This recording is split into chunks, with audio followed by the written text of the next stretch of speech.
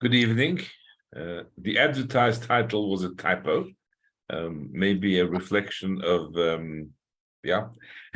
how tired I was. I'll try to rest up a little bit.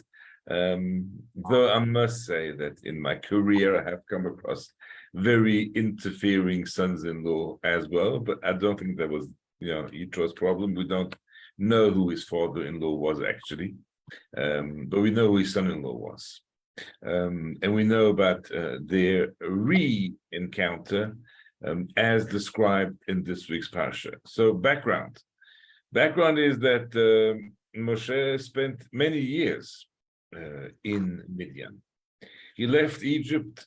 The timeline is not exactly clear in different opinions, but he was a young man and he got in trouble with the law because he identified with the Jewish slaves. He killed an Egyptian. He had to run away. He fled to Midian, and he spent many years there. We know he came back to Mitzrayim, he was 80 years old. So it was several decades.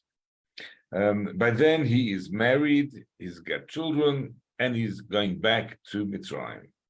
At Hashem's instruction, as happened at the burning bush on Mount Sinai, on Mount Chorev, as is described at length in the parsha we read 3 weeks ago, Shvot.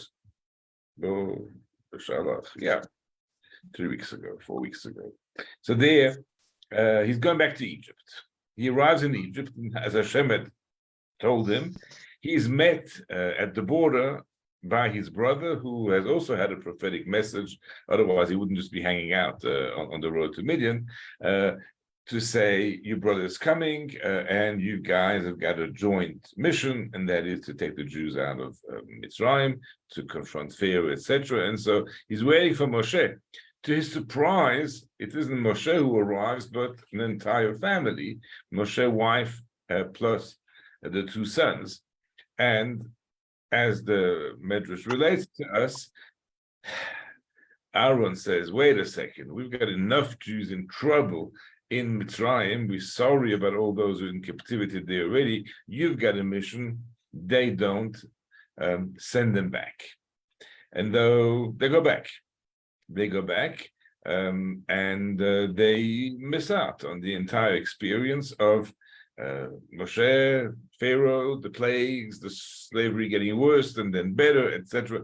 That entire year of that negotiations that eventually lead to the Exodus, that they are completely out of. It's not clear at which point this happens, and there are 2 opinions. But at some point, Jethro comes back with his family. And he arrives, and there he is with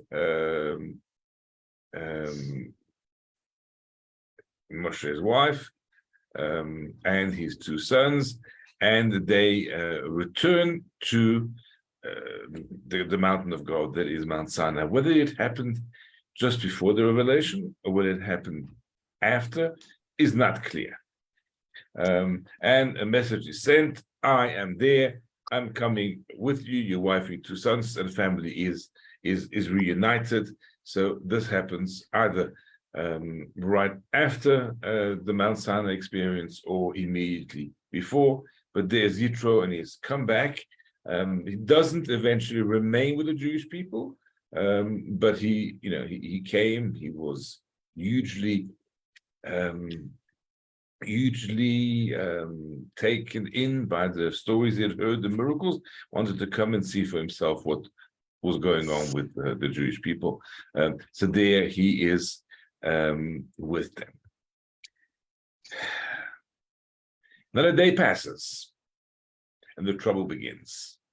Next day, Moshe sits to judge the people, and the Torah describes that the people are standing around Moshe from morning until evening. He is busy judging the Jewish people. And we're going to go through this little short section, beginning of the parsha, that describes Moshe judging the Jewish people, Yitro's interference stroke advice giving, and Moshe's acceptance of it. And we're going to learn a fortune about the way Jewish courts are going to be functioning. But here is a very powerful lesson already from this very first verse. Moshe is sitting, or judging the people are standing, and that's actually the law. The judge should be sitting, the parties involved in the dispute should be standing. It says it happens from morning till evening, which Rashi says is not to be taken literally, that he sat all day long. But he says it's an allusion to creation, because we have the words here, morning and evening, min haboker ad ha'erev, and of course, in creation it talks about vayi erev, vayi boker. So that's kind of a code to say that there is a connection between a judge and the work of creation. And as the Gemara in the Shabbat, and also quoted in the Chilta, the Ishmael, says a judge who renders a rightful decision as truth demands it. I love this translation because in Hebrew it's Hadan din emet la'amito, which would literally mean a judge who judges the truth according to the truth. Din emet la'amito, truth according to truth, and that doesn't really translate very well. So I'm very happy with this translation here. That is a judge who gives a rightful decision as truth demands it. Doesn't have to spend the whole day on it. He becomes a partner with Hashem in the work of creation. Vayi erev, vayi boker, and this is from morning until evening. So that's already one dimension about judging correctly, the importance of judgment, that Hashem has left kind of the world incomplete, and judges become partners with Hashem in the creation of the world. And so it's one day, and Moshe is looking, he's not happy. Sorry, the father-in-law, Jethro, is looking, he's not happy. And he said, what is this? Why are you sitting alone? Everyone's standing there all day long. So there are a couple of points here. One is, you sitting there standing. Well, that is the protocol in Jewish courts. But the question is, levadecha, why are you acting alone? Should there not be others with you? In the case, and in fact, in Jewish law, that is accepted. That you always have a Beit Din comprising of at least 3. You have to have an odd number because the chances of all the judges agreeing are slim. And with an odd number, of course, you can then go by a majority of judges. So we have 3. And he says, no, this is not going to work. You're going to actually do yourself damage and not do justice to the people. This is Moshe's answer, but I'm going to skip. He says it's not going to work. It's not a good idea. What you're doing is not good. You're going to wear yourself out, the people as well. The task is too heavy for you. It cannot be done alone. But I've skipped Moshe's answer. Moshe says to his father-in-law, the people come to me to inquire of God. And when they have a matter, a dispute, they come before me. And I then judge between one and the other, and I teach them the laws. What Moshe is saying between the lines is that my job is more than just being a judge. I'm a teacher. I'm a carer.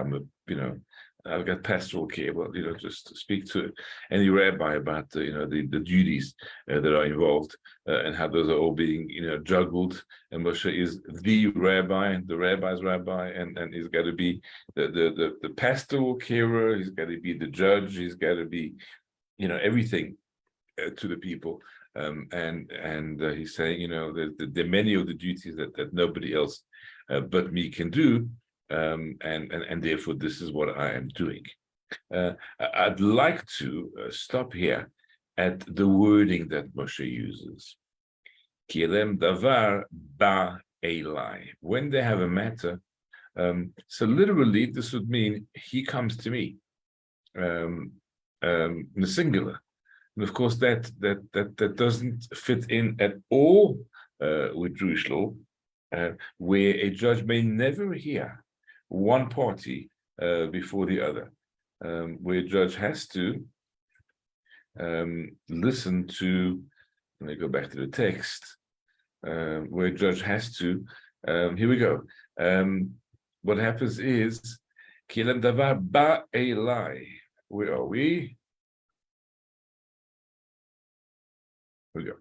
Right, the people come to me, and ba elai, it comes to me. The matter comes to me, but it's a singular. Now, singular would imply that only one of the parties is coming, which is completely contrary, as I was saying, to the practice in courts, in that the judge may not listen to one party without the other. They both have to come. What does it mean in the singular ba elai? Well, they've given it away. In the English translation as it comes before me, not he comes before me, which would imply it's one of the parties to the dispute, but it, the matter. Very powerful concept in that when a judgment comes before a judge, it isn't people, it's a matter, it's a dispute, and the judge has to be completely blind to who the parties are. It's as if he doesn't see them. What the judge is seeing at that point is a dispute, a disagreement, and an opportunity to have to, an obligation to have to give over din Torah, to have to give over what does Jewish law say under these circumstances. That is very important when it comes to the din Torah and disputes and judges and so forth, and that it's very difficult to be totally blind to who the parties are, because there you see, it could be the president of the shul who's taking one of the nachshleppers to the West End, to a rabbi for a dispute, and how you're going to deal with this, and how you're going to be able to look at the matter totally objectively. But you have to divest yourself from who the people are and look at the case purely on its merit. And Moshe was conveying that with the use of the singular. Instead of saying, when they have a dispute, ba'im elai, they come to me, he uses the singular. So not the plural, ba'im elai, they come to me, but ba'elai, he comes to me, or more correctly, it comes before me. It's just a dispute, it's just a case that's coming before me, and I'm not even looking at the cases. So there is Jethro, and he's saying to him, this is not good. This is going to cause you harm. Of course, it's not good for you. It's not good for the people. And they're going to wear out. They're going to wear out. They're going to, you're going to wear out, and it's not good for them. And he immediately comes in, as I said, with advice. But a careful study of this verse actually gives us, an inkling into, how to be a good father-in-law, or advice giver, or interfere, or whatever the case may be. He says, listen to me, Shma b'koli, Yatzcha, I'm going to give you counsel, and God be with you. And it's in that short sentence, from here, Atash Mabekoli, until here, that we actually find the wisdom of Jethro. Of course, he was a great man. He ended up having a portion of the Torah named after him. It's the introduction to the most important section of the Torah, the covenant at Sinai, and it was introduced by Jethro. So he had a very important role in that, which is for a different discussion. But let's listen to how he advises. So first of all, Shma b'koli. It will not be obvious in translation here. It will be lost in translation. But the word koli is written in what is called the defective form. There should be a vav in here between the kuf and the lamed to give that o sound, which instead is just given over by that little dot here, that vowel above the kuf, but it is normally rendered by a vav.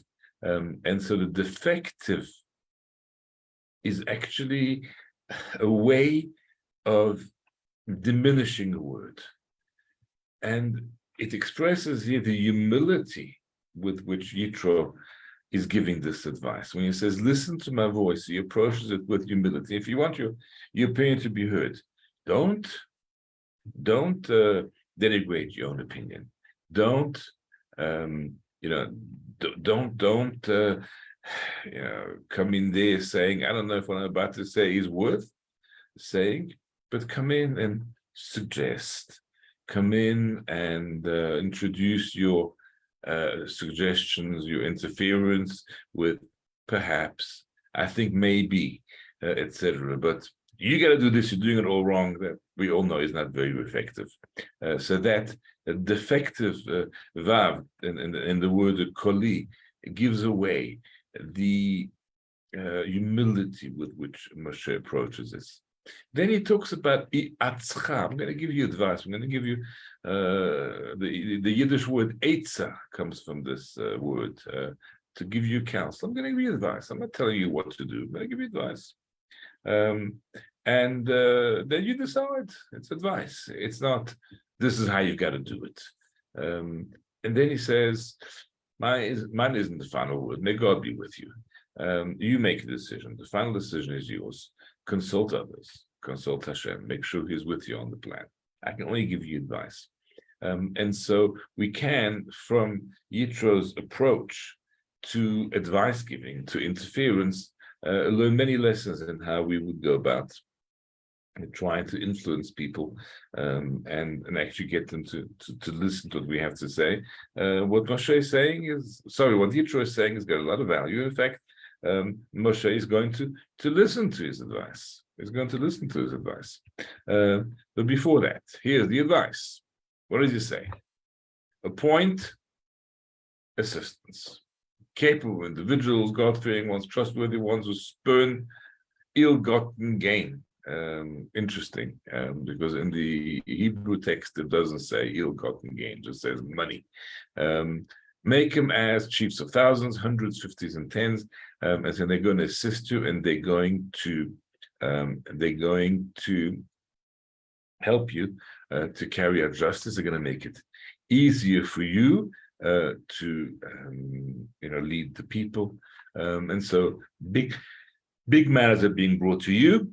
Small matters are being judged by them on their own without necessarily having to come and consult you, because obviously we're talking about people who are, God-fearing people, capable individuals who are learned, they're going to know the law, they're going to be helping you here. And Yitro concludes his advice with the following: if you do this, and God approves of this, of course, you'll be able to bear it, and all the people, Yavo v'shalom, will go home unwearied v'shalom. Now, we know that this advice appears, primarily to be good advice for Moshe Rabbeinu. He is not coping. It's extremely difficult for him to be a lone judge. He's getting worn out, and Yitro is giving him advice. And of course, it's to the Jews' advantage, because, who wants a tired judge who's been dealing with case after case all day long, and it could go either way because maybe his focus isn't 100%. So yeah, it's to everyone's advantage. But Yitro seems to be saying something deeper. And to understand this, we have to know an important principle of Jewish law, and how in the Din Torah, as opposed to a traditional, I think it's moving that way, even more and more in secular courts. But ideally, a Jewish court should engage in mediation before arbitration. That is the protocol. Before kind of sitting down and saying, look, guys, this is going to be the ruling, it should be for the judge to suggest that maybe the two parties can come to terms and mediate a settlement that's going to make everybody happy. How far into a court case may a judge suggest a mediation? As long as it is not clear in his mind what the outcome is going to be. Once the law is clear in his mind, he no longer may suggest a mediation, because that would be unfair. If a case is brought to him and it's black and white, open and shut case, A and B are arguing and A is 100% right. To suggest to suggest a mediation at that point is somewhat disingenuous, is unfair. You know which way the law would go. How can you now suggest that somebody lose out over here because that's how you keep shalom? That's wrong.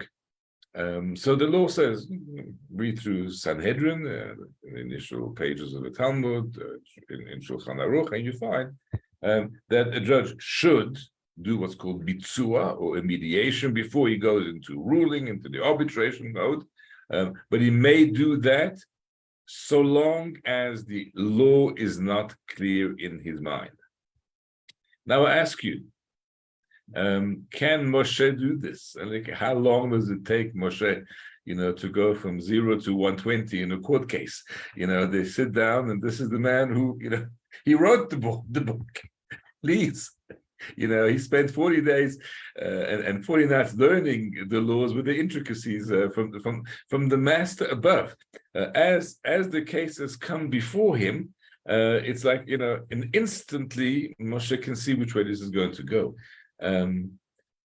The people lose the ability to have mediated, peaceful, happy outcomes and settlements for both of them. So this is what Jethro is saying to him.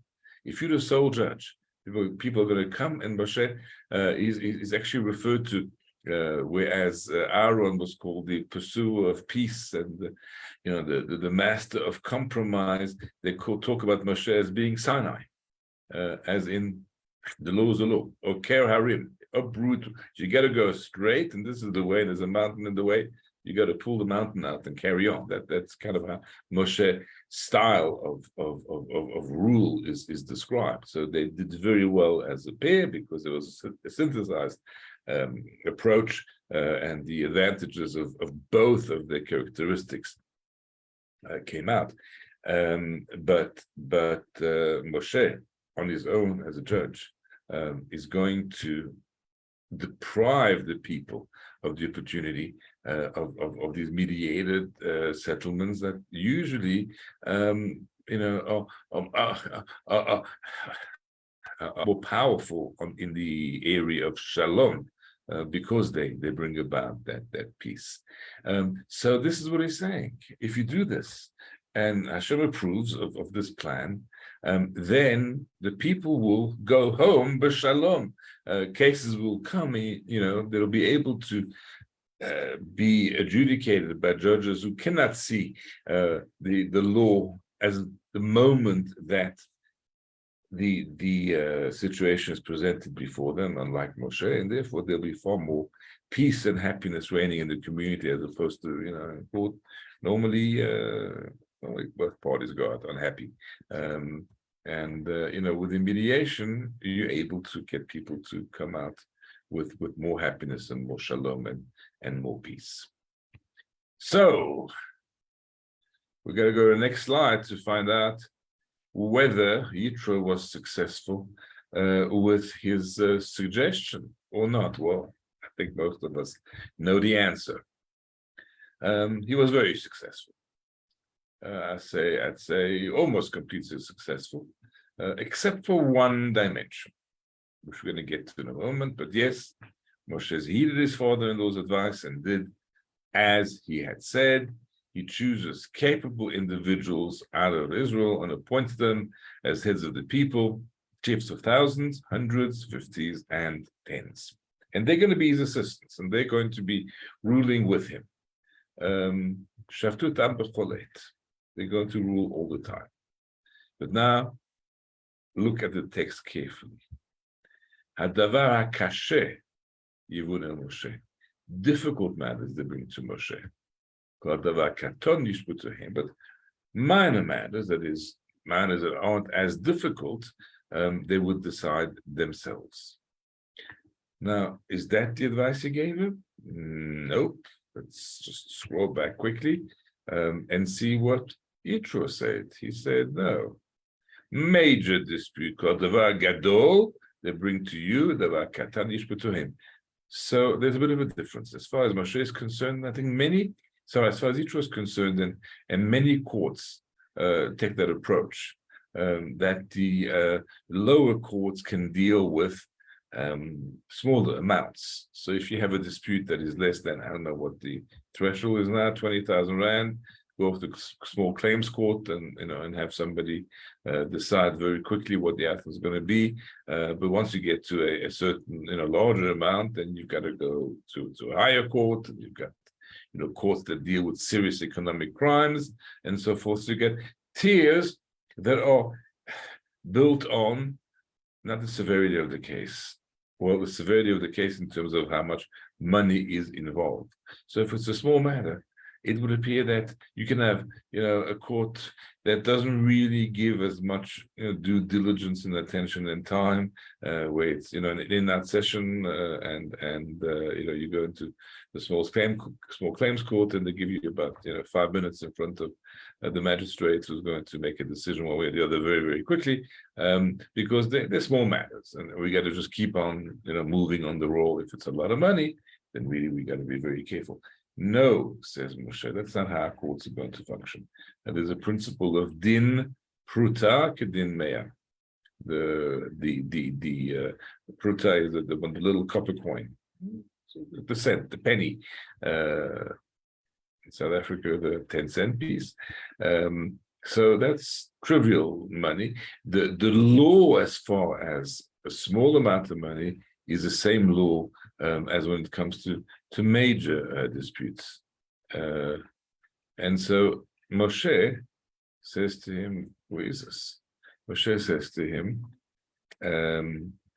unlike Jethro, who talks about gadol, a big matter, and katon, a small matter, Moshe changes that, and he says, I'm going to implement you with one small difference.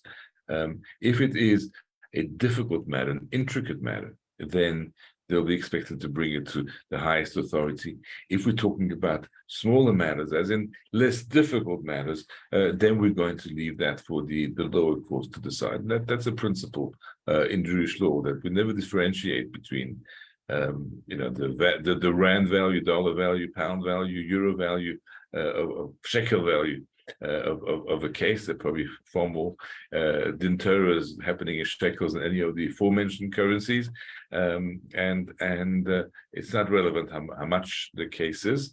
It's a matter of what is din Torah, what is Jewish law, and how is that going to be decided, irrespective of the value. So this is Moshe's advice. Sorry, this is the father-in-law's advice to his son-in-law, and we learn, first of all, how to give advice and how to have it accepted. We learn how to receive advice, and we also learn many important aspects of how a Jewish court would operate. Thank you very much. Have a wonderful evening and a great week, and see you next Wednesday, please God, same time, same place.